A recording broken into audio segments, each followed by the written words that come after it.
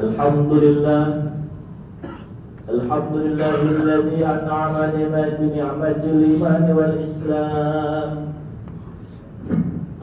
Ashhadu an la ilaha illallah wahdahu la syarika lahu dzul jalali wal ikram.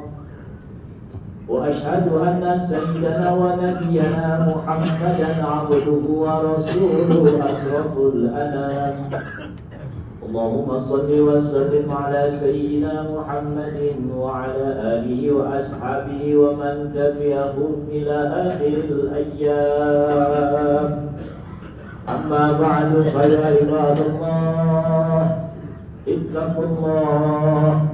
ittaqullaha haqqa tuqatih wa la tamutunna illa wa antum muslimun.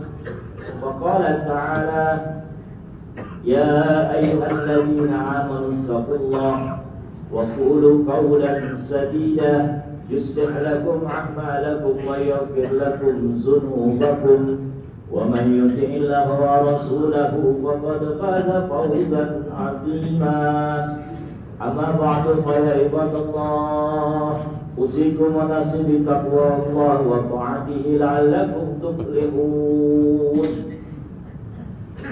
Amma ba'du, hadirin wal mustami'in al-kiram, Duyufur Rahman sidang Jumat yang dimuliakan Allah Subhanahu wa taala. Alhamdulillah, mari kita bersyukur atas nikmat dan karunia Allah. Sampai detik ini Allah masih berikan kita kesempatan untuk menghirup udaranya Allah, melangkahkan kaki di buminya Allah. Allah panjangkan umur kita sampai Allah izinkan doa-doa kita tercapai. Munajat kita siang dan malam Allah kabulkan.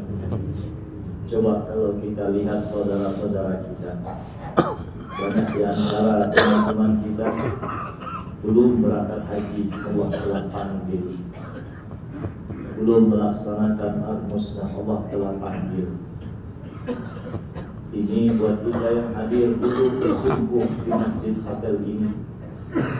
Sungguh-sungguh Allah sudah banyak sekali memberikan nikmat berupa diampunkan dosa dan diterima seluruh doa-doa kita. Maka wajiblah kita bersyukur dengan mengucap alhamdulillah, memuji syukur kehadiratnya. Karena setiap detik yang kita aturkan dalam kehidupan ini melahirkan itu atas izin Allah. Semoga saudara-saudara kita yang telah dipanggil menghadap Allah dicatat amal ibadah terbaiknya. Perjalanan dari rumah untuk menuju ke tanah suci dicatat, melainkan itu berupa pahala jihad di sisi Allah.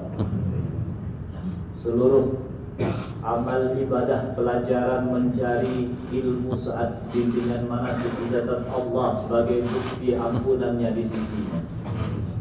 Dan semoga seluruh rangkaian niat ihramnya, niat tawaf, sa'i, wukuf di padang Arafahnya, kolon terjumroh di Mina, itu adalah hiasan rumahnya di surga. Amin ya rabbal alamin. Dan tentu juga kita wajib bersyukur, mudah-mudahan insyaallah kita semua yang telah melaksanakan seluruh rangkaian haji ini dicatat Allah sebagai salah satu ibadah yang diterima oleh Allah Subhanahu wa taala. Amin. Amin ya rabbal alamin. Salawat dan salam senantiasa kita mohonkan kepada Allah agar senantiasa tercurah kepada junjungan dan panutan hidup kita, baginda Nabi Muhammad sallallahu alaihi wasallam. Sallallahu alaihi. 13 tahun dia melangkahkan kaki di tanah suci Mekah.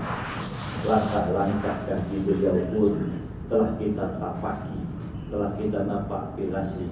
Semoga langkah kaki kita sama dengan langkah kaki Nabi kita. Telah langkah-langkah itu akan beriringan sampai di surganya Allah Subhanahu wa ta'ala. Amin ya rabbal alamin. Ada saat perjumpaan, ada saat perpisahan. Kita tinggal menunggu saat-saat berpisah. Dan semoga perpisahan ini membawa banyak oleh-oleh dari Allah berupa ampunan, rahmat, kasih sayang, ridha dan pertolongan Allah Subhanahu wa taala. Maka itulah hadiah terindah buat keluarga kita di tanah air. Amin ya rabbal alamin. Hadirin sidang Jumat yang mulia. Suatu hari sahabat bertanya kepada Rasulullah, "Ma hajjal mabrur ya Rasulullah?" Apa itu haji yang mabrur wahai Rasul? Rasul kita menjawab, "Ta'am wa ifsahus salam." Haji mabrur itu kata Nabi dalam riwayat Ahmad, ditulis dalam Sunan Ahmad, dalam mushafnya diriwayatkan hadis ini, yang artinya Nabi mengatakan ada dua ciri seorang yang dikatakan mabrur. Yang pertama at-ta'amit ta'am wa ifsahus salam. Yang pertama kata Nabi, dia suka memberi makan, bersedekah makan. Yang kedua, yang dia sampaikan adalah kebajikan, dia tebar salam. Hadirin sidang Jumat yang mulia, kita akan pulang ke tanah air dalam beberapa hari. Ada yang besok, ada yang lusa, ada yang 3 hari ke depan.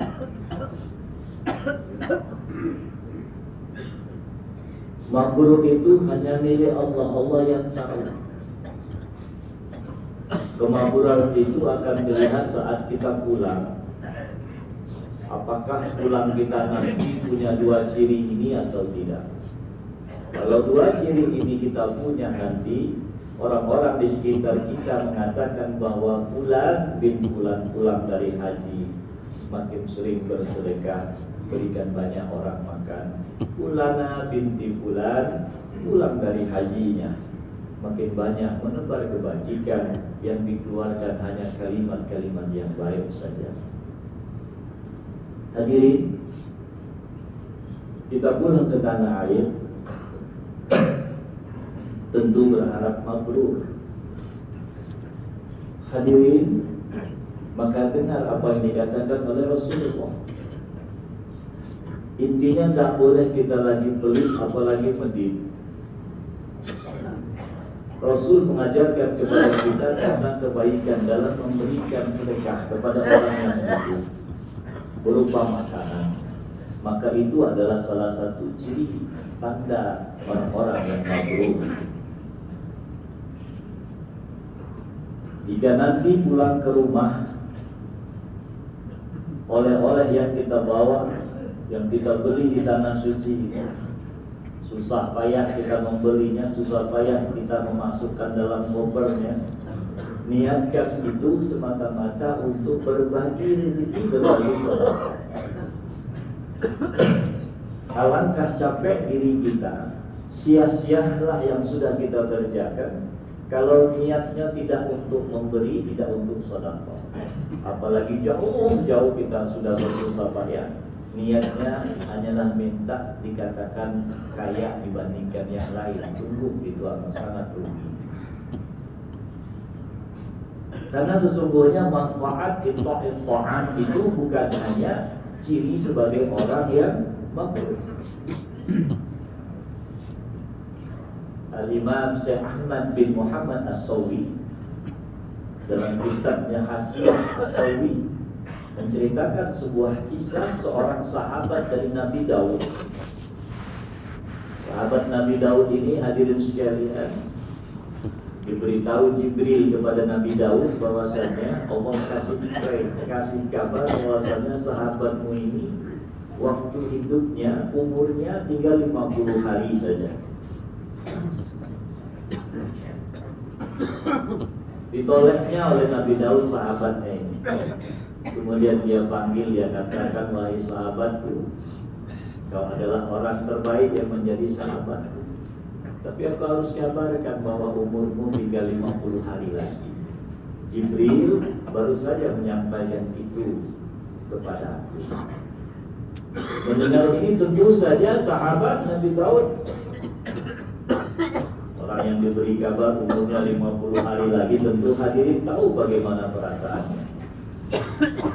Maka setelah dia menguasai dirinya, kemudian dia berkata kepada Nabi Daud, aku akan mulai mempersiapkan kematianku yang 50 hari lagi.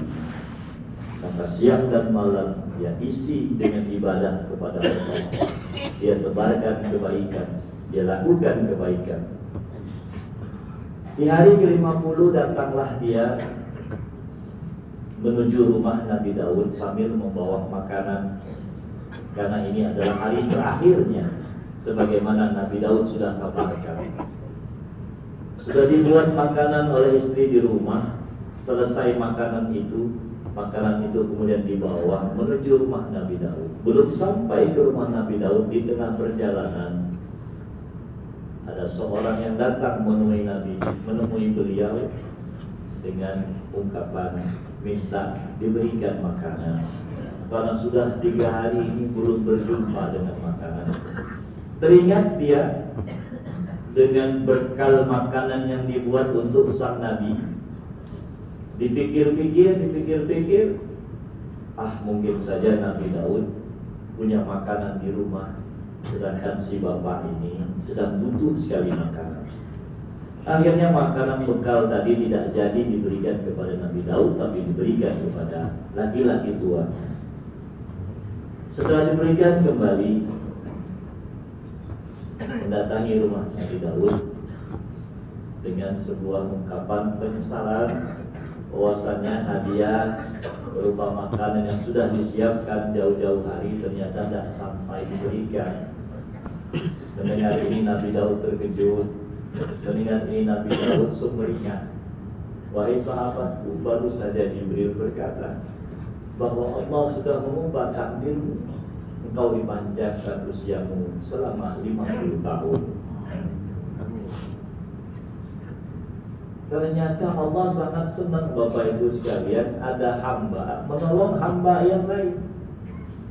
Ternyata Allah ragam, Allah gembira dengan perbuatan itu. Maka oleh karena itu, dengan melihat banyak sekali faedah dan manfaat dari memberi makan, dari menolong bersama, maka lakukanlah ini, wahai saudaraku, sepulang dari tanah suci kembali ke tanah air, perbanyaklah untuk menebar kebaikan berupa memberi makan. Kata Allah maqadir khalaiqi qabla an yakhluqu minas samaa'i ardi bi 50,000 sanah. Sesungguhnya Allah telah tetapkan tadi takdir hidup kita, takdir rezeki kita, takdir maut kita 50.000 tahun sebelum Allah ciptakan langit dan bumi. Tetapi takdir itu tertulis di Lauhul Mahfuz, belum sampai turun ke bumi. Dia akan turun ke bumi dengan izin Allah. Mudah-mudahan dengan pahala, faedah, keutamaan dari memberi makan yang sudah kita nanti akan kerjakan, umur kita akan dipanjangkan Allah Subhanahu wa ta'ala. Ma baina sittin wa sab'in. Umur umatku itu tak lebih dari 60, 70 tahun kata Rasulullah. Tapi banyak kita lihat saudara-saudara kita, teman-teman kita, ada yang 70, 75, 80, 85, bahkan 90 tahun. Mungkin saja keutamaan dan faedah suka memberi makan itu dapat mempanjangkan umur kita. Amin ya rabbal alamin. Semoga Allah berikan kekuatan kepada kita, lembutkan hati kita. Pulang dari sini, bilang sama istri kita, Mama, adik, ada uang 100.000, bikinkan makanan, bikinkan bubur kacang hijau, ada pengajian di masjid dekat rumah kita. Berlakulah seperti itu, sehingga pahala mabrur lambat laut akan sampai kepada kita. Amin. Amin. Ya Rabbal alamin. Yang kedua kata Nabi Muhammad, yang ditebar hanya kebaikan, kebajikan. Orang akan berkata, Fulan bin Fulan pulang dari haji, Masya Allah. Sebelum dia berbicara, lihat mukanya pun aku senang. Belum hadir dia, baru sampai dan akan datang saja, bikin hati kita senang. Itulah keutamaan dari orang-orang yang selalu menebarkan salam. Dia akan selalu dirindukan. Maka Pak Haji dan Bu Haji pulang ke tanah air adalah menjadi pribadi yang menjadi kerinduan oleh saudaranya, oleh tetangganya, oleh dulur sanak familinya. Karena dia senantiasa menebarkan kebajikan, menebarkan salam. Sampai-sampai Nabi berkata, seorang Islam itu seorang yang mengaku dirinya umatku, al-muslimu man salima muslimun min lisanihi wa yadihi. Maka dialah belum disebut umatku, kata Rasulullah. Belumlah dia dikatakan seorang yang beragama Islam muslim, melainkan muslim saudaranya selamat dari lidahnya, dari tangannya. Kalau kita punya jabatan, pulang dari tanah suci ini, menjadi Pak Haji yang punya jabatan, melekat jabatan di dalam pundaknya, maka jabatan itu dia gunakan untuk menebarkan salam.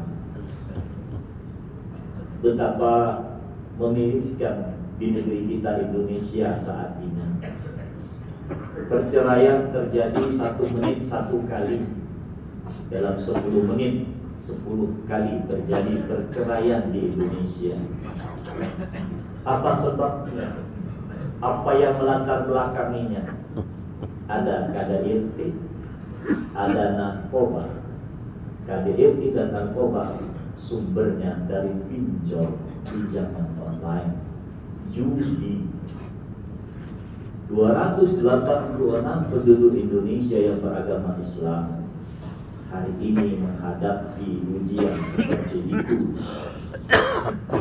Maka Majelis Ulama Indonesia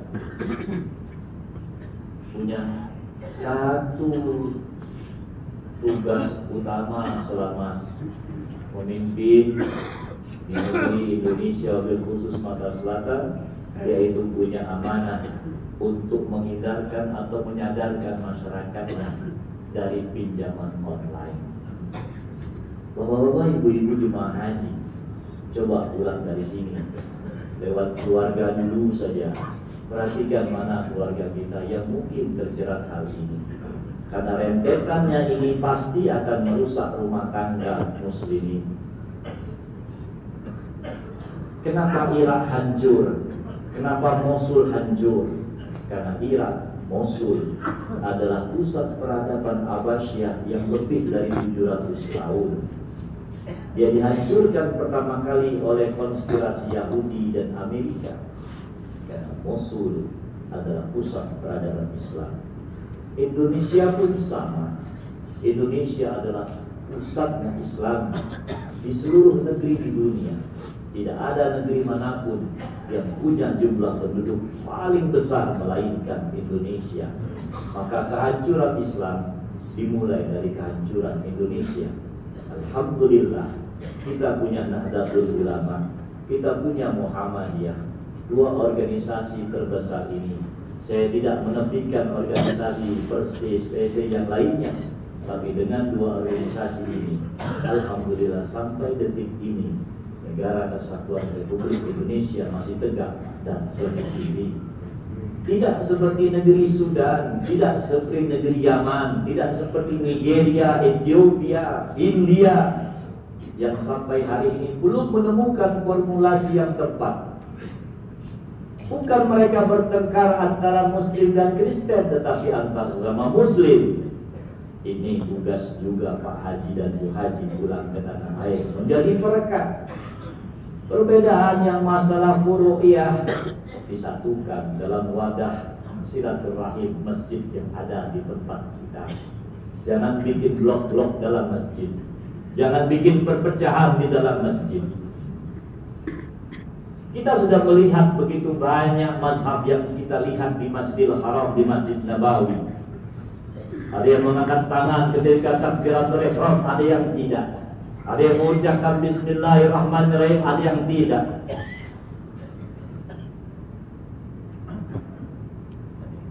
Begitu banyak mazhab yang ada di sini, tapi itu tidak membuat lantas kita hanya membenarkan yang kita. Tugas Pak Haji dan Bu Haji pulang dari tanah suci ini menjadi perkara kita. salam, penyebar kedamaian, berkat persatuan, bukan menjadi pusat perbedaan. Bukan peci putih itu untuk meminta kita didengar oleh orang lain. Peci putih yang melekat di kepala kita, sebagaimana warnanya putih, dia tidak memihak kiri, tidak memihak kanan, tidak depan, tidak belakang, melainkan dia menjadi pemersatu umat. Ingat apa yang dilakukan oleh Rasulullah ketika orang-orang kafir Mekah berebut untuk memasangkan Hajar Aswad di pojok rukun Aswad. Nabi mengambil pilihan yang luar biasa. Kecerdasan Nabi luar biasa. Itu patut kita contoh dan kita tiru dari Nabi kita. Pulang dari tanah suci, Pak Haji dan Bu Haji harus menjadi orang pribadi berkat untuk semuanya. Kalau tidak bisa untuk masyarakat dan lingkungan kita, paling minimal kita menjadi perekat untuk keluarga sanak famili kita. Tidak ada lagi dulur tak bertegur sapa dengan dulur, ipar tak bertegur sapa dengan ipar. Ada mertua tak baik dengan menantu, ada menantu tak baik dengan orang tua. Pulang dari tanah suci, hal itu tidak ada lagi. Kita harus menjadi penebar kebajikan, penebar salam. Semoga Allah Subhanahu wa ta'ala menjadikan ibadah haji kita ibadah haji yang terbaik. Amin. Kita sangka baik kepada Allah. Ketika di Padang Arafah, Imam Ibnu Mubarak menangis terseduh-seduh sambil mendekat kedua lututnya. Didatangi oleh Imam Sufyan As-Sauri. Wahai saudaraku, apa yang membuat engkau menangis terseduh-seduh? Allazi la yazunnun, janganlah orang menyangka ghufir lahu, seandainya dosaku tidak diampuni, seandainya hajiku tidak diterima. Tidak boleh, kata Imam As-Sauri, wahai Imam Ibnu Mubarak, tidak boleh kita menyangka kepada Allah dengan persangkaan seandainya, kalau-kalau. Tidak, kita harus yakin ibadah haji ini ibadah haji yang diterima oleh Allah Subhanahu wa ta'ala. Yakinlah bahwa ibadah ini diterima dengan segala kekurangan-kekurangannya. Kita tutup kekurangan itu dengan berbuat kebajikan, termasuk bersedekah yang dikumpulkan tadi. Semoga Allah mencatatnya sebagai ibadah terbaik di sisinya. Amin. Ya Rabbal Alamin. Barakallahu wa lakum bil Qur'anil azim wa nafa'ni wa iyyakum bima fihi min al-ayati wa zikril hakim wa taqabbal minni wa minkum tilawatahu innahu was-sami'ul 'alim. Aqulu qawli hadza li wa lakum wa li sa'iril muslimina wal muslimat wal mu'minina wal mu'minat fastaghfiruhu innahu huwal ghafurur rahim. Allahumma sholli ala sayyidina Muhammad wa ala ali sayyidina Muhammad. Alhamdulillah rabbil alamin wa bihi nasta'inu ala umuri dunya waddin. أشهد أن لا إله إلا الله الملك الحق المبين وأشهد أن سيدنا ونبينا محمدا عبده ورسوله صادق الوعد الأمين اللهم صل وسلم على سيدنا محمد وعلى آله وأصحابه المكرمين أما بعد فيا عباد الله أوصيكم ونفسي بتقوى الله وطاعته لعلكم تفلحون واعلموا أن الله أمركم بأمر بدأ بنفسه وثنى بملائكة مسبحة بقدسه وقال تعالى إن الله وملائكته يصلون على النبي يا أيها الذين آمنوا صلوا عليه وسلموا تسليما اللهم صل وسلم على سيدنا محمد وعلى آله وأصحابه أجمعين اللهم رب العالمين وبركاته سيدنا أبو بكر وعمر وعثمان وعلي وآل بقية الصحابة والتابعين لهم بإحسان إلى يوم الدين وعلينا معهم برحمتك يا أرحم الراحمين اللهم اغفر للمؤمنين والمؤمنات والمسلمين والمسلمات الأحياء منهم والأموات إنك سميع قريب مجيب الدعوة يا قاضي الحاجات اللهم ارفع عنا الولاء والبلاء والوباء والفحشاء والمنكر والسيوف والتحريم والسدائد والمهن ما ظهر منها وما بطن من بلدنا إندونيسيا خاصة ومن بلدان المسلمين عامة يا رب العالمين اللهم ربنا اغفر لنا ولإخواننا الذين سبقونا بالإيمان ولا تجعل في قلوبنا غلا للذين آمنوا ربنا إنك رؤوف رحيم اللهم ربنا اغفر لنا ذنوبنا ولوالدينا ولمشايخنا ولذريتنا وللمؤمنين ربنا آتنا في الدنيا حسنة وفي الآخرة حسنة وقنا عذاب النار عباد الله إن الله يأمر بالعدل والإحسان وإيتاء ذي القربى وينهى عن الفحشاء والمنكر والبغي يعظكم لعلكم تذكرون فاذكروا الله العظيم يذكركم واسألوا من فضله يعطيكم ولذكر الله أكبر والله يعلم ما تصنعون